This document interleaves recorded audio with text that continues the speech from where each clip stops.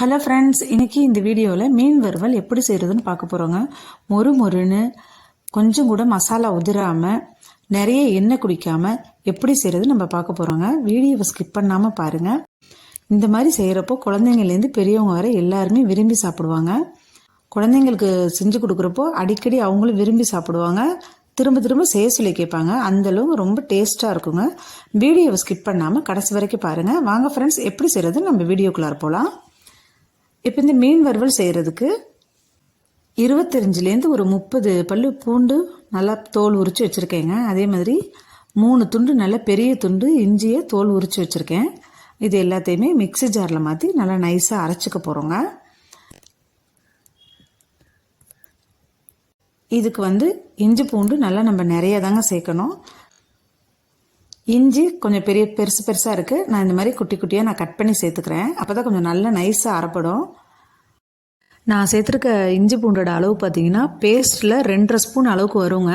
நீங்கள் பேஸ்ட் ஏற்கனவே அரைச்சி வச்சுருந்தீங்க அப்படின்னா 2.5 ஸ்பூன் அளவுக்கு சேர்த்துக்கோங்க, சரியாக இருக்கும். பாருங்கள், இப்போ நல்லா நைஸாக அரைச்சி எடுத்துட்டேன். இப்போ இதில் என்னென்ன சேர்க்கலாம் அப்படின்னு சொல்லி பார்க்கலாங்க. மிளகாத்தூள் 3 ஸ்பூன் அளவுக்கு சேர்த்துக்கலாங்க. இது காஷ்மீரி மிளகாத்தூள்லாம் இல்லைங்க, இது நார்மலாக குழம்புக்கு நம்ம யூஸ் பண்ணுற மிளகாத்தூள். மஞ்சத்தூள் 1/2 ஸ்பூன் அளவுக்கு சேர்த்துக்கலாங்க. கார்ன் பவுட்ரு ஒரு 2 ஸ்பூன் அளவுக்கு சேர்த்துக்கலாங்க. இந்த கார்ன் பவுட்ரு சேர்க்கறதுனால நல்லா வறுவல் மொரமொரப்பாக நல்லா இருக்குங்க. அதே மாதிரி உப்பு 1 ஸ்பூன் அளவுக்கு சேர்த்துக்கலாங்க. மிளகு 1/2 ஸ்பூன் அளவுக்கு சேர்த்துக்கோங்க. மிளகு சேர்க்குறப்ப நல்லா டேஸ்ட்டு நல்லா இருக்குங்க. எலுமிச்சம்பழம் ஒரு 1/2 எலுமிச்சம்பழத்தை கொட்டை இல்லாமல் புளிஞ்சு சேர்த்துக்கலாங்க. இந்த மாதிரி புளியிறப்போ கொட்டை இருந்ததுன்னா அதில் விழுந்துருச்சுன்னா ரொம்ப கசக்குங்க. அதனால் நான் ஸ்பூனில் புழிஞ்சிட்டு இந்த கொட்டையை எடுத்து சேர்த்துக்கிறேங்க. உங்களுக்கு காரம் இன்னும் ஜாஸ்தியாக வேணும் அப்படின்னா இன்னும் 1/2 ஸ்பூன் கூட நீங்கள் சேர்த்துக்கோங்க. இந்த காரம் சரியாக இருக்குங்க. இப்போ இதை நல்லா நைஸாக அரைச்சி எடுத்துகிட்டு வந்துடலாங்க. இது கொஞ்சம் கூட திப்பியாக இல்லாமல் நல்லா நைஸாக அரைக்கணுங்க. அப்போ தான் மீனில் நல்லா படிஞ்சு வரும். பாருங்கள், இப்போ நல்லா நைஸாக அரைச்சி எடுத்தாச்சு. நல்லா ரெட் கலரில் செவச்சவன்னு எப்படி இருக்குது பாருங்கள். நம்ம எந்த ஃபுட் கலருமே சேர்க்கலை. இப்போ இதில் உப்பு காரம் எல்லாமே சரியாக இருக்கான்னு பார்த்துக்கலாங்க. இப்போ இதில் எல்லாமே சரியாக இருக்குது. ஒருவேளை உங்களுக்கு காரமோ இல்லை உப்போ கம்மியாக இருக்குன்னா இந்த டைம்லேயே கொஞ்சம் சேர்த்துக்கோங்க. சேர்த்து நல்லா திரும்ப நைஸாக ஒரு முறை அரைச்சிக்கலாங்க. இதை நம்ம தனியாக மிக்ஸ் பண்ணுறப்ப அந்தளவுக்கு மிக்சிங் சரியாகாதுங்க. இந்த மாதிரி நம்ம மிக்ஸி ஜாரில் போட்டு அரைக்கிறப்ப நல்லா மிக்சிங் ஆகிடும். இப்போ நம்ம மீன் எடுத்து கழுவி சுத்தம் பண்ணி வச்சுருக்கோங்க. இது ஒரே மீனே 3 கிலோ இருந்தது. ஸோ நல்லா பெரிய பெரிய பீஸாக இருக்குது. தலையும் வாலும் குழம்புக்காக நான் எடுத்து வச்சுட்டேன். ஸோ நடு பீஸை மட்டும் வறுவலுக்காக எடுத்து வச்சுருக்கேங்க. நல்லா பெரிய பெரிய பீஸாக இருக்குங்கிறதுனால நான் ஒவ்வொரு பீஸாக எடுத்து தடவை போகிறேங்க. இப்போ சின்ன பீஸாக இருந்ததுன்னா நம்ம அப்படியே கிளறி வச்சிடலாம் மசாலாவை கொட்டி. இது பெரிய பீஸாக இருக்கிறதுனால ஒன்று ஒன்றா எடுத்து இந்த மாதிரி தடவுறப்போ மீனில் எல்லா பக்கமும் நல்லா கரெக்டான அளவு படிஞ்சிருக்கும் மசாலா. அதே மாதிரி இந்த சைடு ஓரமும் எடுத்து நல்லா ஒரு முறை இந்த மாதிரி தடவி விட்டிங்கன்னா எல்லா பக்கமும் மசாலா சரியான அளவில் இருக்குங்க. ஸோ நான் இருக்கிற மற்ற பீஸையும் அதே மாதிரி எடுத்து நான் தடவி வச்சிடுறேன். மசாலா நீங்கள் அரைக்கிறப்ப கொஞ்சம் கூட தண்ணி இல்லாமல் நல்லா கெட்டியாக அரைச்சிக்கணுங்க.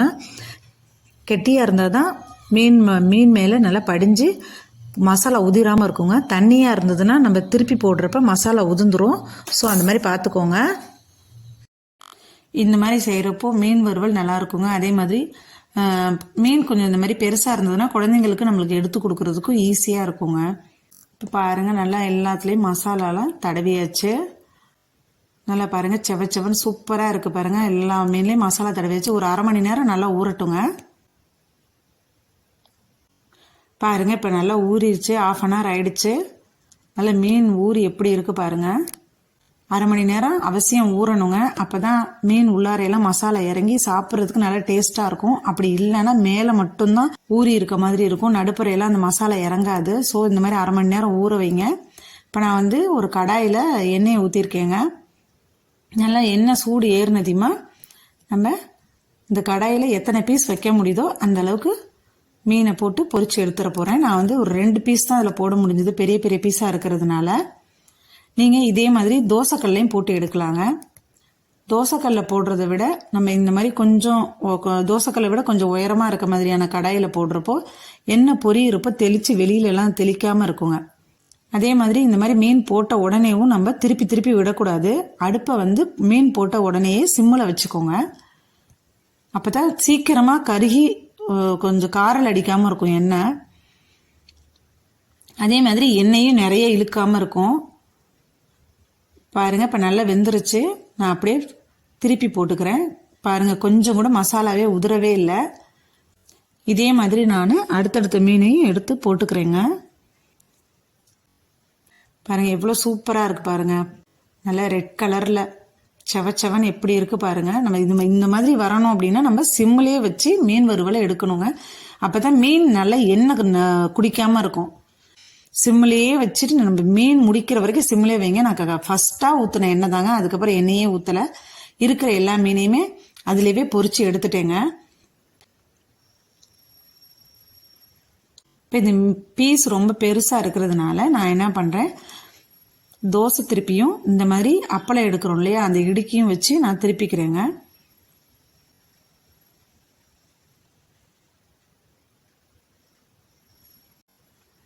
ஒரு பக்கம் நல்லா வெந்ததுக்கு அப்புறமா நம்ம அடுத்த பக்கம் திருப்புறப்போ மீனும் உடஞ்சி போகாமல் இருக்கும். அதே மாதிரி மசாலாவும் உதிராமல் இருக்குங்க. இப்போ பாருங்கள், எல்லா மீனையும் வறுத்து முடிச்சாச்சு. மசாலா கொஞ்சம் கூட உதிராமல் எண்ணெய் கருக்காமல் எவ்வளோ தெளிவாக இருக்குது பாருங்கள். அவ்வளோதான் ஃப்ரெண்ட்ஸ், நம்மளுக்கு சுவையான மனமான மீன் வறுவல் ரெடியாக இருக்குது. இதே மாதிரி நீங்கள் வீட்டில் ட்ரை பண்ணி பார்த்துட்டு எப்படி இருக்குன்னு சொல்லுங்கள். நம்ம சேனலை இப்போ தான் ஃபஸ்ட் டைம் நீங்கள் பார்க்குறீங்க அப்படின்னா சப்ஸ்கிரைப் பண்ணிவிட்டு லைக் பண்ணுங்கள். உங்கள் ஃப்ரெண்ட்ஸுங்களுக்கும் ஷேர் பண்ணுங்கள். உங்கள் ஃப்ரீ டைம் கிடைக்கிறப்ப எங்களோட மற்ற வீடியோஸையும் பாருங்கள். திரும்ப உங்களை நான் வேறொரு வீடியோவில் சந்திக்கிறேன். Bye bye.